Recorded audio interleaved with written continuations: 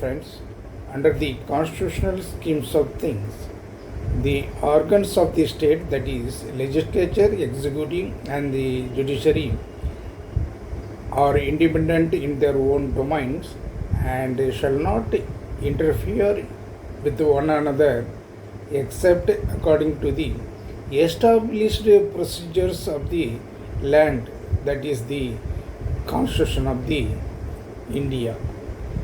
But what is surprising and shocking is this, that the Supreme Court of India raised an objection to the statement made by the leader of the opposition parties in Lok Sabha, Rajiv Gandhi, that is, on China's encroachment into India's territory and losses suffered at the hands of the Chinese by the Indian army is unwarranted, and it is nothing but interference in the legislature of the that is parliament by the Indian judiciary is very bad in the eyes of the law. The fact of the matter is that Rahul Gandhi, the leader of the opposition parties in the Lok Sabha, has said nothing against the Indian army as it was being propagated by the Bharatiya Janata Party and its allies, not only in the parliament but outside the parliament, is far off from truth.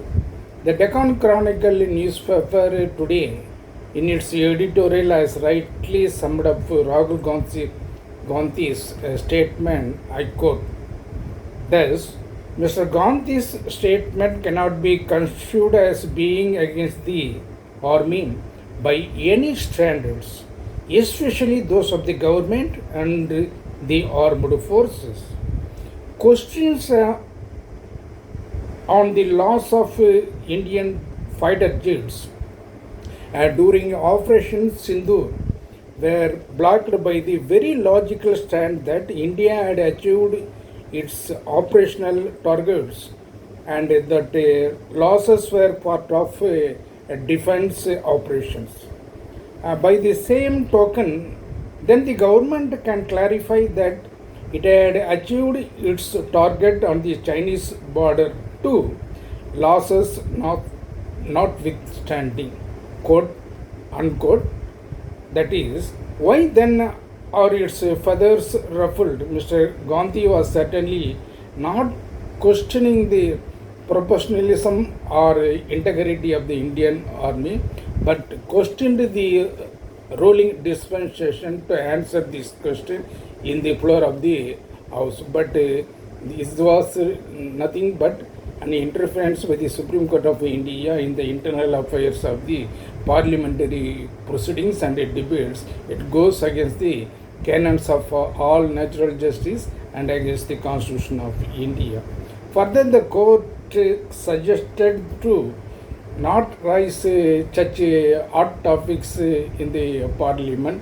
It was oral objection, though it was an oral objection, but its a suggestion to the leaders of the opposition parties shall not raise any question embracing the government is very shocking.